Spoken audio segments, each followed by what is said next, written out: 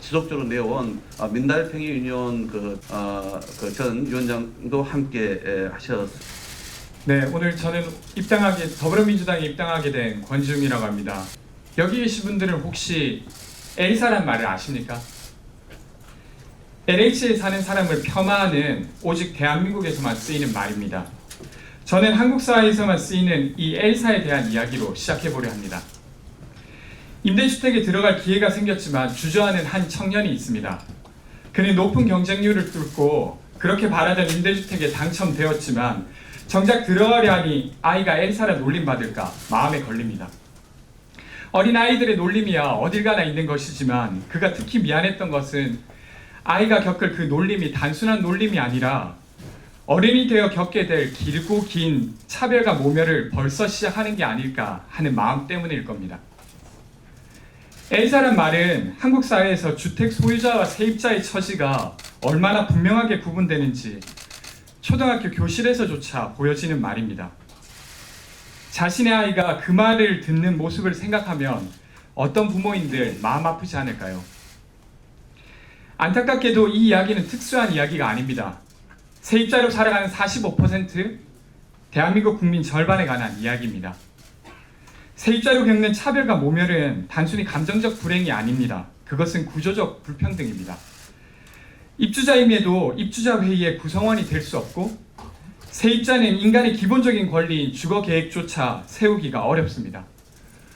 불법 건축물이 버젓이 공인중개소에서 홍보되고 분양주택은 되지만 세입자가 살 주택은 지역 주민들의 반대로 지어지지 못합니다. 엘사는 바로 그 차별받는 45%의 다른 이름입니다. 이제껏 우리 사회는 집을 사야만 주거 안정을 보장받을 수 있었습니다. 월급 33만 원을 모아서 5년짜리 주공 아파트를 거쳐 6년째 내 집을 샀던 부모님의 삶은 82년을 저축해야만 가까스로 집을 살 수 있는 오늘날의 사람들에겐 너무나 먼 이야기입니다. 집을 사는 것이 점점 더 어려워지고 있습니다. 지난 35년간 자기 집에 사는 사람들의 비율은 단 1%도 늘지 않았습니다. 그렇다면 이제 집을 사게 하는 사회가 아니라 집을 사지 않아도 안전한 사회를 만들어야 됩니다. 집을 사고자 하는 욕망을 부정하자는 것이 아닙니다. 월세에서 전세, 전세에서 자가라는 계층화된 시각에서 벗어나자는 것입니다. 어떤 주거 형태든 모멸당하지 않고 삶의 주거 계획을 꾸릴 수 있게 하며 그 자체로 충분하고 안전한 사회로 나아가자는 것입니다. 세입자는 더 이상 미안의 존재가 되어서는 안 됩니다. 집을 사지 못한 사람이 아니라 빌려 쓰는 사람이라고 분명히 명명되어야 합니다. 이는 국민 절반이 자신의 이름과 지위를 되찾는 일이기도 합니다. 저는 부모님 세대가 그간의 이뤄온 삶의 기준과 노력을 부정하고 싶지는 않습니다. 그 역시 개인의 욕망만이 아니라 자녀에게 건강하고 안전한 삶을 물려주고자 했던 최선의 노력이라고 저는 생각하고 있습니다. 하지만 사회가 달라졌습니다. 미래 세대를 위한 가장 좋은 유산은 값비싼 집이 아니라 모든 주거 형태가 존중받는 사회, 그것 자체라고 생각합니다. 저는 현 정부의 주거 정책에도 부족한 점이 있다고 생각합니다. 그러나 동시에 집 없는 사람들을 위한 노력과 존중도 그 속에 포함되어 있습니다. 그러기에 이런 노력들이 국민들에게 가닿을 수 있도록 성공하는 것이 너무나 절실합니다. 하지만 오랫동안 대물림 되어온 불안, 그리고 함께 사는 삶에 대한 사회적 합의의 부재로 이것이 가로막혀 있는 것 같습니다. 저는 이 가로막혀 있는 것을 걷어내고 싶습니다. 문재인 정부는 주거복지 로드맵을 최초로 수립한 정부이기도 합니다. 저는 이것을 실패시키지 않고 성공시켜 주거로 인해 괴로움을 겪고 있는 사람들의 삶을 나아지게 하고 싶습니다.